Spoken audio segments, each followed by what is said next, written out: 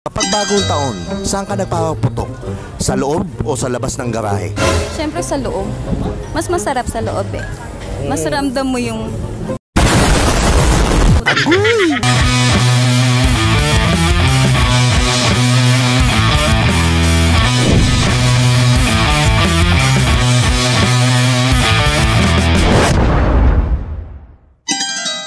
Perfect. Okay. Okay. Salamin ka. Sige.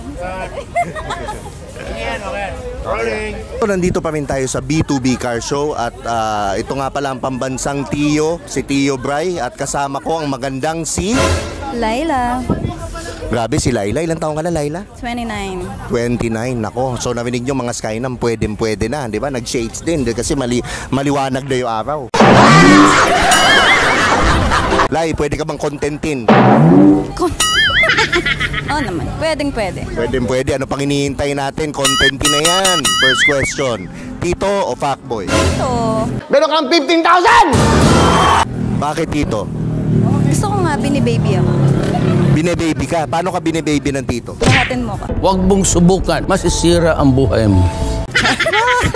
Patay tayo dyan. Okay, buhatin daw. Madami matutuwan tito dyan.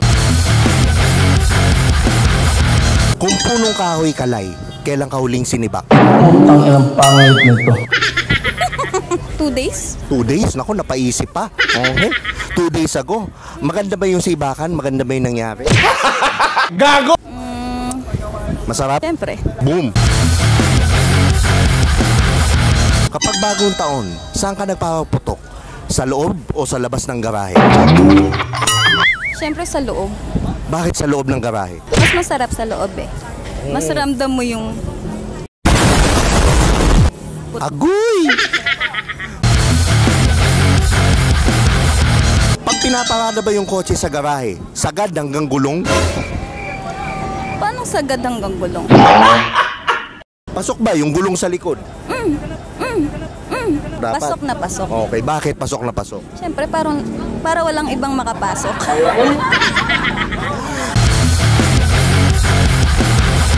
Kapag nag-aalmusal ka, Lai, anong una mong kinakain? Hotdog o itlog? Hotdog na siyempre. Doon din naman yung... Tapos itlog. Boom. Okay, yung hotdog ba na yon may cheese o wala? Gusto ko may cheese. Sarap. Okay. Para may flavor. Iniipit ba yun sa dalawang monay? Hindi ako nagmamonay. Hindi ka Kasi wala. nagmamonay. Meron naman. Saan ka madalas tumambay, Lai? Kubaw ibabaw o kubaw ilalim? Baw, ilalim. Kubaw ilalim? Bakit ilalim? Hindi ako Yun nga, naisip ko, tamad ka. Okay, pero di bali, at least may eye-to-eye contact. Okay. Saan? Nag-iibabaw. Pwede. Anong pipiliin mo? Ice buko o popsicle? Ice buko. Bakit ice buko? Mas fresh ang ice buko. Sa bagay, mas masustansya pa. Yung ice buko na yun, paano mo kakainin? Pasubo o padila? Putang ina naman, Bash! Dila muna. Dila muna, bago subo. Bago subo. Ayun, okay. Nilabas ko yung yung ice buko. Paano mo didilaan? Halimbawa ito.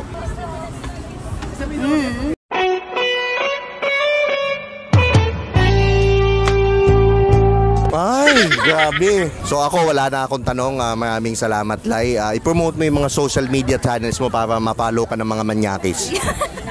Sige, hindi naman kasi ako naka-public. Private lang. Private lang. So, dito na nagtatapos ang ating interview. At ako nga pala, ang paborito nyong Tio, si Tio Bray. At lagi nyong tatandaan ang kasabihan, kapag ikay gipit, Sa tito ka kumapit. thank you. Goodbye.